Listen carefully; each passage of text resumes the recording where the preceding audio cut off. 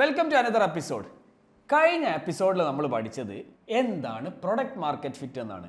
വ്യക്തമായി പറഞ്ഞു കഴിഞ്ഞാൽ എന്താണ് PPCMF, product price channel market fit. ഈ ഒരു എപ്പിസോഡിൽ നമ്മൾ പഠിക്കാൻ പോണത് എങ്ങനെ നമുക്ക് മാർക്കറ്റിൽ നമ്മുടേതായിട്ടുള്ളൊരു ഇടം കണ്ടെത്താം.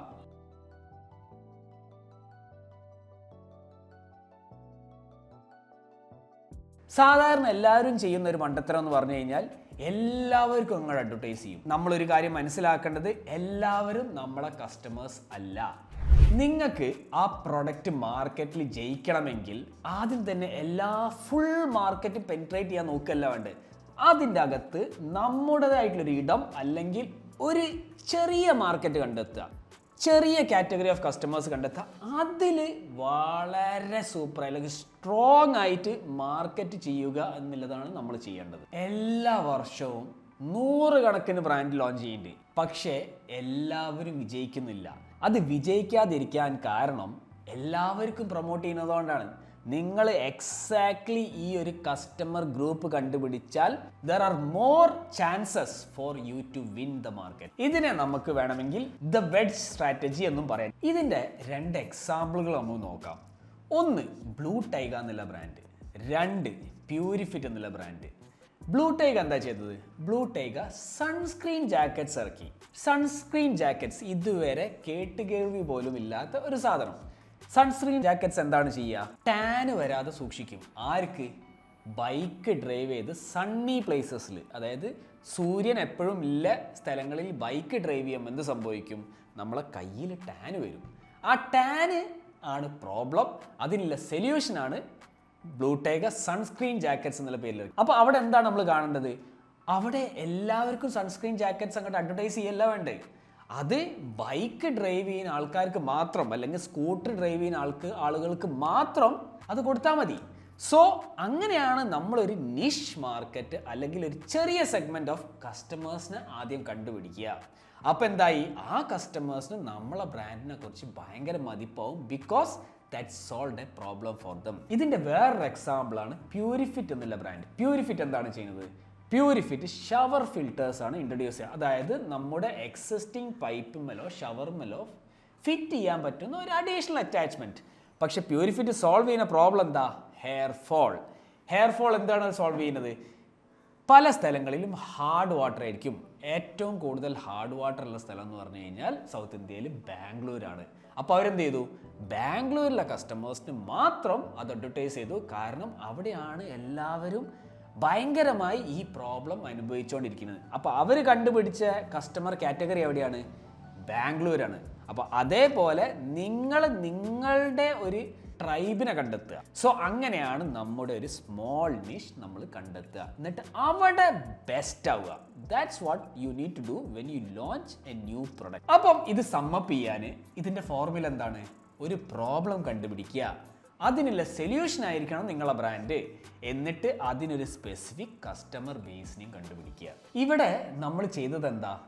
പെയിൻ ലെഡ് പ്രോബ്ലംസിന് പ്രോഡക്ട്സ് ഉണ്ടാക്കി. ടാന് വരാതിരിക്കാൻ ബ്ലൂ ടൈഗിൻ്റെ സൺസ്ക്രീൻ ജാക്കറ്റ്സ്, ഹെയർ ഫോൾ വരാതിരിക്കാൻ പ്യൂരിഫിറ്റ് ഷവർ ഫിൽറ്റേഴ്സ്. അപ്പം എപ്പോഴും നിങ്ങൾക്ക് നോക്കാവുന്നത്, എന്തെങ്കിലും ഒരു ചലഞ്ച് കസ്റ്റമേഴ്സ് ഫേസ് ചെയ്യില്ലോ, അതിനു വേണ്ടിയിട്ട് എനിക്കൊരു പ്രൊഡക്റ്റ് ഉണ്ടാക്കാൻ പറ്റുമോ? അപ്പോൾ പറഞ്ഞു വരുന്നത്, ഒരു നാട്ടിൽ ചിലപ്പോൾ 1000 ആൾക്കാരുണ്ടെങ്കിൽ അതിൽ ചിലപ്പോൾ 5%, 50 ആൾക്കാരെ നിങ്ങളെ യഥാർത്ഥ കസ്റ്റമേഴ്സ് ആയിട്ടുണ്ടാവുള്ളൂ. ആ കസ്റ്റമേഴ്സിനെ നിങ്ങൾക്ക് ഐഡൻറ്റിഫൈ ചെയ്ത് കഴിഞ്ഞാൽ എത്രയോ സുഖകരമാണ് നിങ്ങൾക്ക് ആ ബ്രാൻഡ് പോപ്പുലറൈസ് ചെയ്യാൻ. ഈ ഒരു കസ്റ്റമർ കാറ്റഗറി ഐഡൻറ്റിഫൈ ചെയ്യാൻ നമ്മൾ ഇനീഷ്യലി കുറച്ച് എക്സ്പെരിമെൻറ്റേഷൻ ചെയ്യേണ്ടി വരും. നമ്മൾ ചിലപ്പോൾ ജനറലി കുറച്ച് മാർക്കറ്റ് ചെയ്തതിന് ശേഷമായിരിക്കും നമുക്കിത് മനസ്സിലാവുക. നിങ്ങളുടെ ആദ്യത്തെ 100 കസ്റ്റമേഴ്സാണ് ആക്ച്വലി നിങ്ങളെ ഏറ്റവും ബെസ്റ്റ് കോഹർട്ട് അല്ലെങ്കിൽ ബെസ്റ്റ് ടീച്ചേഴ്സ്. ആ ആദ്യത്തെ 100 കസ്റ്റമേഴ്സിനോട് നിങ്ങൾ ചോദിക്കുക, എന്തിനാണ് ഇത് വാങ്ങിച്ചത്? ഇത് എന്ത് പ്രോബ്ലമാണ് സോൾവ് ചെയ്യുന്നത്? ആ ഒരു ഇൻസൈറ്റിൽ നിന്നായിരിക്കണം നിങ്ങൾ പിന്നീട് മാർക്കറ്റ് ചെയ്യേണ്ടത്. ഓക്കെ, ഇതാണ് എക്സാക്ട്ലി എൻ്റെ പ്രൊഡക്റ്റ് സോൾവ് ചെയ്യുന്നത് and this is why my customers bought it. അപ്പോൾ കൂടുതൽ കസ്റ്റമേഴ്സിലേക്ക് ആ ഒരു ഇൻസൈറ്റ് വെച്ചിട്ട് നിങ്ങൾക്ക് കൂടുതൽ അഡ്വർടൈസ്മെൻറ്റ്സോ കോണ്ടന്റോ അതിൽ ജനറേറ്റ് ചെയ്യാൻ പറ്റും. ഈ ആദ്യത്തെ 100 കസ്റ്റമേഴ്സിനോട് നിങ്ങൾ പറയുക, നിങ്ങൾ റോ ഫീഡ്ബാക്ക് തന്നാൽ മതി, നമ്മൾ ഡീമോട്ടിവേറ്റ് ആവില്ല എന്ന് വിചാരിച്ചിട്ട് ചില കസ്റ്റമേഴ്സ് അല്ലെങ്കിൽ ചിലപ്പോൾ നമ്മളെ ഫ്രണ്ട്സ് ആൻഡ് ഫാമിലി ആയിരിക്കും നമ്മളെ ഫസ്റ്റ് ഫ്യൂ കസ്റ്റമേഴ്സ്, അവരിപ്പോൾ സത്യം പറയില്ല. അപ്പോൾ എപ്പോഴും അവരോട് പറയുക, നിങ്ങൾ സത്യം പറഞ്ഞാൽ മാത്രമേ എനിക്ക് ഈ ബിസിനസ് മുന്നോട്ട് കൊണ്ടുപോകാൻ പറ്റുള്ളൂ. So always ask for raw feedback. ഇതേപോലെ നിങ്ങൾ മനസ്സിലാക്കേണ്ടത്, നമുക്കിപ്പോൾ 10 പ്രൊഡക്റ്റ് ഉണ്ട്, ആ 10 പ്രൊഡക്റ്റും വിറ്റ് പോകണമെന്ന് ഒരു നിർബന്ധവുമില്ല. അതിൻ്റെ അകത്ത് ചിലപ്പോൾ ഒരു പ്രൊഡക്റ്റ് ആയിരിക്കും ഹീറോ പ്രൊഡക്റ്റ് ആവുക. ഫോർ എക്സാമ്പിൾ, ID ഫ്രഷിൻ്റെ ഏറ്റവും ഹിറ്റ് പ്രൊഡക്റ്റ് ഏതാ? Idli and dosa batter. അതേപോലെ ബ്ലൂ ടൈഗർ എന്ന കമ്പനിയുടെ ഏറ്റവും ഹിറ്റ് പ്രൊഡക്റ്റ് എന്താ? Sunscreen jacket. ഇനി ഒരു എക്സാമ്പിൾ കൂടി പറയുകയാണെങ്കിൽ ബേക്കർ ആൻഡ് കോ എന്ന് പറഞ്ഞിട്ട് ഭയങ്കര പോപ്പുലറായ ഒരു കേരള ബ്രാൻഡിൻ്റെ ഹിറ്റ് പ്രൊഡക്റ്റ് ബ്രൗണിയോ ചോക്ലേറ്റ് എന്നുള്ള ആ ഒരു SKU ആണ്. സോ പല പ്രൊഡക്ട്സ് ഉണ്ടെങ്കിലും നിങ്ങളുടെ ഏറ്റവും കൂടുതൽ റവന്യൂ ചിലപ്പം വരാൻ പോണത് ഒരൊറ്റ പ്രൊഡക്റ്റിൽ നിന്നായിരിക്കും. അപ്പോൾ അതെപ്പോഴും കണ്ടുപിടിക്കാൻ ശ്രമിക്കുക. ഇപ്പം നമ്മൾ എന്തൊക്കെ ചെയ്തു?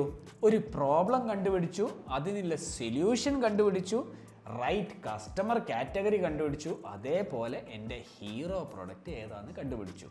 ഇനി നമുക്ക് ഇത് ഏത് ചാനലിലായിരിക്കും ഏറ്റവും ബെസ്റ്റായിട്ട് സെല് ചെയ്യുക എന്നുള്ളത് കണ്ടുപിടിക്കണം. ചാനൽസ് പലതും ഉണ്ട്. ഇതിനാണ് നമ്മൾ GTM എന്ന് പറയുക. ഒന്നെങ്കിൽ നമ്മളെ സ്വന്തം വെബ്സൈറ്റിലാവാം, അല്ലെങ്കിൽ മാർക്കറ്റ് പ്ലേസുകളാവാം, അല്ലെങ്കിൽ നമ്മുടെ നാട്ടിൽ കാണുന്ന ഷോപ്പുകളാവാം. ഇനി ഓരോ ചാനലിനെ കുറിച്ചും പറയാം. എന്താണ് D2C വെബ്സൈറ്റ്? D2C വെബ്സൈറ്റ് ആണ് സ്വന്തം വെബ്സൈറ്റ്. അത് ഷോപ്പിഫൈയിലോ store.linkലോ ഏതിലെങ്കിലും ഒന്നിലോ ഉണ്ടാക്കിയാൽ മതി. അതിൻ്റെ അഡ്വാൻറ്റേജ് എന്താ? നമുക്ക് ഫുൾ കൺട്രോൾ ഉണ്ടാവും നമ്മളെ ബ്രാൻഡിൻ്റെ മുകളിൽ. നമുക്ക് കൂടുതൽ മാർജിൻസ് കിട്ടും, പ്ലസ് കസ്റ്റമർ ഡാറ്റയും നമ്മളടുത്ത് തന്നെ ആയിരിക്കും. ഇനി എന്താണ് മാർക്കറ്റ് പ്ലേസിൻ്റെ അഡ്വാൻറ്റേജ്? മാർക്കറ്റ് പ്ലേസിൻ്റെ അഡ്വാൻറ്റേജ് എന്ന് പറഞ്ഞാൽ അവിടെ ഒരു ഹ്യൂജ് ട്രാഫിക് ഓൾറെഡി ഉണ്ട്. നമ്മളൊരു മോളിൽ പോയ പോലെ, ഒരു മോളിൽ ഒരു ഷോപ്പ് ഇട്ട് കഴിഞ്ഞാൽ ട്രാഫിക് ഓട്ടോമാറ്റിക്കലി അവിടെ ഉണ്ട്. ആ ഷോപ്പിലേക്ക് വന്നാൽ അത് കൺവേർട്ട് ചെയ്താൽ മതി നമ്മൾ. അതേപോലെ തന്നെയാണ് ആമസോണും ഫ്ലിപ്കാർട്ടും പോലുള്ള മാർക്കറ്റ് പ്ലേസസ്. അവിടെ ഓൾറെഡി ട്രാഫിക് ഉണ്ട്. 2, ട്രസ്റ്റ് ഭയങ്കര ഹൈ ആണ്. അവിടുന്ന് വാങ്ങിച്ചു കഴിഞ്ഞാൽ അവർക്കാണ് അതിൻ്റെ ഉത്തരവാദിത്വം. പക്ഷെ അവിടെയുള്ള പ്രോബ്ലം എന്ന് പറഞ്ഞാൽ നമ്മളെ മാർജിൻസ് ലോ ആയിരിക്കും, കാരണം അവർക്കൊരു കമ്മീഷൻ കൂടി കൊടുക്കേണ്ടി വരും. 2026 ഒരു സ്മാർട്ട് സ്ട്രാറ്റജി എന്താ വെച്ച് കഴിഞ്ഞാൽ, ആദ്യം കണ്ടന്റ് ചെയ്യും. ഇൻസ്റ്റാഗ്രാമിലോ വാട്സാപ്പിലോ കണ്ടന്റ് ചെയ്യും. അത് കഴിഞ്ഞ് അത് DM വഴി അല്ലെങ്കിൽ മെസ്സേജിങ് വഴി പല കസ്റ്റമേഴ്സിന് സാധനം കൊടുക്കും. എന്നിട്ട് ആ കസ്റ്റമേഴ്സിൽ നിന്ന് ഫീഡ്ബാക്ക് എടുത്ത് നമ്മളൊരു റൈറ്റ് കസ്റ്റമർ പേഴ്സോൺ ഉണ്ടാക്കും. അത് ഉണ്ടാക്കിയതിന് ശേഷം സ്വന്തം വെബ്സൈറ്റോ അല്ലെങ്കിൽ ആമസോണിലോ ലിസ്റ്റ് ചെയ്യും. അതിനുശേഷം റീറ്റെയിൽ സ്റ്റോറുകളിലും ലിസ്റ്റ് ചെയ്യും. പക്ഷേ സ്ഥിരമായി പുതിയ ബ്രാൻഡുകൾ ചെയ്യുന്നൊരു മിസ്റ്റേക്ക് പറഞ്ഞുതരാം, എല്ലാം ഒരേ സമയത്ത് ചെയ്യാൻ നോക്കും. ഇൻസ്റ്റാഗ്രാമിൽ കണ്ടന്റ് ഉണ്ടാക്കും, ഷോപ്പിഫൈ വെബ്സൈറ്റ് ചെയ്യും, ആമസോണിൽ ലിസ്റ്റ് ചെയ്യും, റീറ്റെയിൽ സ്റ്റോഴ്സിൽ ലിസ്റ്റ് ചെയ്യും, അത് GT അതായത് ഹൈപ്പർ മാർക്കറ്റിൽ ചെയ്യും, നോർമൽ ഷോപ്പുകളിൽ ചെയ്യും. ഇതെല്ലാം ചെയ്യുമ്പോൾ എന്താ സംഭവിക്കാറുക? Divided attention.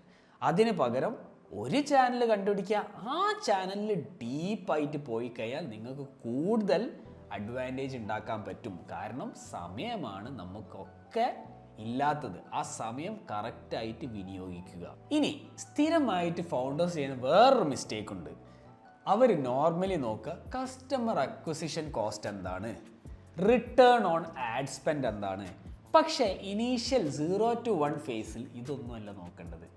എൻ്റെ കസ്റ്റമേഴ്സിൻ്റെ കൺവേർഷൻ റേറ്റ് എത്രയാണ്, ആ കസ്റ്റമേഴ്സ് വീണ്ടും വീണ്ടും വന്നിട്ട് ആ പ്രൊഡക്റ്റ് വാങ്ങിക്കുന്നുണ്ടോ, എൻ്റെ പ്രൊഡക്റ്റിന് അവരെന്ത് ഫീഡ്ബാക്കാണ് തന്നെ. ഇനീഷ്യൽ ഡേയ്സിൽ എപ്പോഴും ഇതാണ് ഫോക്കസ് ചെയ്യേണ്ടത്. കസ്റ്റമർ അക്വിസിഷൻ കോസ്റ്റും റിട്ടേൺ ഓൺ ആഡ് സ്പെൻഡും ഒക്കെ പിന്നീടാണ് വരേണ്ടത്. പക്ഷെ ആദ്യം ചെയ്യേണ്ടത്, നിങ്ങൾ നോക്കേണ്ടത് കൺവേർഷൻ റേറ്റ് എന്താണ്, എൻ്റെ വെബ്സൈറ്റിലേക്ക് വരുന്ന എത്ര കസ്റ്റമേഴ്സ് വാങ്ങിച്ച് പോകുന്നുണ്ട്, അതിൽ തന്നെ എത്ര കസ്റ്റമേഴ്സ് വീണ്ടും തിരിച്ചു വന്ന് വാങ്ങിക്കുന്നുണ്ട്, എന്താണ് ഈ കസ്റ്റമേഴ്സിൻ്റെ റിവ്യൂ. ഇതൊക്കെ ഫിക്സ് ചെയ്തതിന് ശേഷമാണ് ബാക്കി കാര്യങ്ങളൊക്കെ നോക്കേണ്ടത്. ഇനി വൺസ് ഇതൊക്കെ ചെയ്ത് കഴിഞ്ഞാൽ നിങ്ങൾക്ക് നിങ്ങളെ വെഡ്ജ് ശരിയായി. അതായത് നിങ്ങളുടെ യുണീക്ക് സെല്ലിംഗ് പ്രൊപ്പോർഷൻ അല്ലെങ്കിൽ നിങ്ങളുടെ പ്രത്യേകത അത് കഴിഞ്ഞ് കഴിഞ്ഞാൽ നിങ്ങൾക്ക് എക്സ്പാൻഡ് ചെയ്യാം. പല ചാനലുകൾക്കും പോവാം, ഡിഫറെൻറ്റ് ഓഡിയൻസിനെ ടെസ്റ്റ് ചെയ്യാം, ഡിഫറെൻറ്റ് മാർക്കറ്റ് ടെസ്റ്റ് ചെയ്യാം.